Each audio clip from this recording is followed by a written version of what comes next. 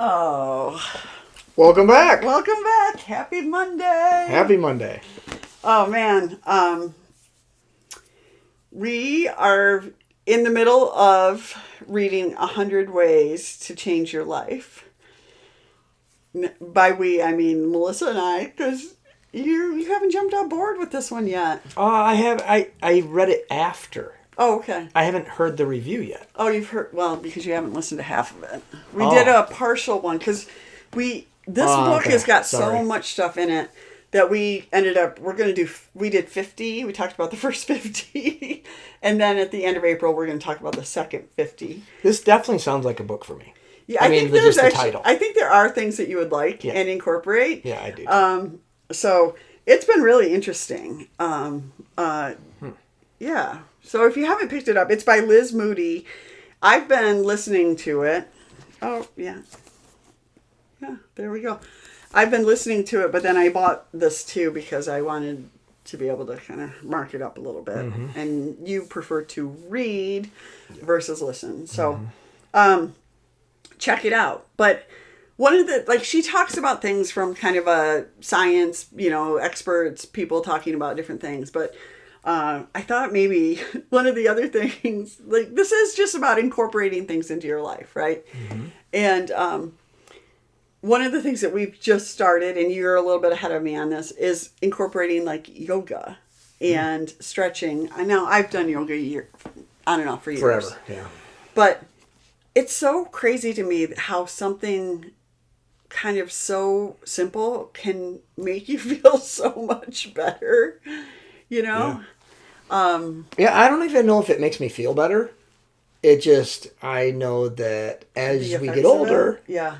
our flexibility decreases. When your flexibility decreases, then the odds of, just stumbling and falling and all that. And for me, for my job right now, for officiating, I get injured when I'm not flexible. It's my muscles not used to sprinting and stuff like that. And I'm trying to be proactive because, I've been doing it pretty much every day. Yeah. And I just had a scrimmage a couple days ago, whatever, and I sprinted, and I have no ill effects. I don't have a hamstring or a glute that's bothering me right now. I'm like, well, it could just be lucky, or it could be, and I'm not going to stop doing it. It doesn't hurt me. I need to do it. So Right. yeah. I just feel like it's kind of interesting when you think about things like stretching or whatever. And people talk about morning routines and night routines. And it's kind of what are the things that we absolutely need to incorporate into our life every day or every week, or, what is that balance? Because I think, obviously everybody has some limited time, but bang for your buck, it feels like stretching for 10 minutes is a pretty good, does have impacts, Yeah, I have kids in high school who do it before they go to bed. They do yoga before they go to bed. Right next to their bed on the floor. They just do it in, again, a 10, 15 minute, 20 max. Yeah. And they feel like they can't sleep without doing it. Which I thought was interesting because I've never done that. And I'm like, wow, really? Good for them for learning that. Yeah. I have been, I travel with my yoga mat and I take it into my hotel room because it's really easy to do that. And it is just kind of one of those things that you can do it anywhere. And I don't know any yoga mat yet. I might have to invest in one of those. I feel like you can do it on the carpet. I don't know. Is that cheating? No, you can. Would yoga people yell at me? I don't know if they would yell at you. I will say a mat and bare feet keeps you from slipping. Yeah. So that's kind of nice. But it's up to you. Okay. So any other kind of daily things that you feel like have made a big difference lately? What else have you been consistency in working out. Yeah. Changing to 6 days a week instead of 3 days a week is definitely... I don't want to do it all 6 days, but I And you're not doing the same thing all 6 days. No. I do core and yoga 6 days a week. Okay. I do pretty much upper body strength only 3 days a week. And I don't do strength, I do endurance. I'm done lifting heavy weights. And then the lower body, the running, it's 4 days a week. So I run for 10 minutes 4 days a week. So nothing's real strenuous. I'm strenuous is bad for me, and I get injured. So I always have to tell myself, no, even stretching, even doing yoga, no, that's far enough. Don't push it. Because my whole life has been push it.